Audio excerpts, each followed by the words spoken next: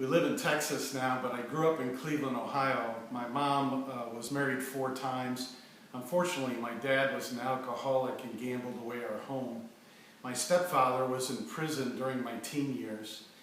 During those years, I sought attention through academics, through partying, and through sports. I was a point guard at Euclid High School. I remember in my senior year, my world crashed when my mom kicked me out of the house, and I lived with a friend, and I was heading to college, and chaos ruled. You might know him. He's not a good friend. I sought help from the prophets. I'm so glad Art and Paul decided to join us today. And the signs and the words of the prophets are written on the subway walls, and tempered pause and whispered in the sound of silence. During those years, I had memorized 500 songs, and those words became my guide for living. And then my stepfather got out of jail, and he gave me my best present. It was the Living Bible, and I remember reading, "Everyone who truly wants to know me needs to follow me." And that was the words of Jesus. And I determined, yes, the great prophet Jesus Christ found me, and I started following him and began to taste and see that the Lord is good. That began a 34-year journey to know Christ and make him known.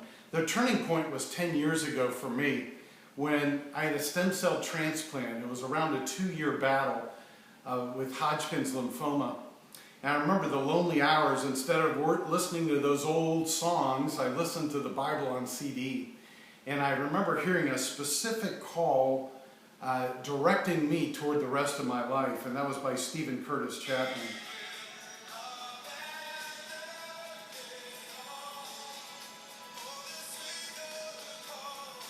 Yeah, his words, "for the sake of the call," directed me towards, like a point guard, desiring to deliver God's word to the nations.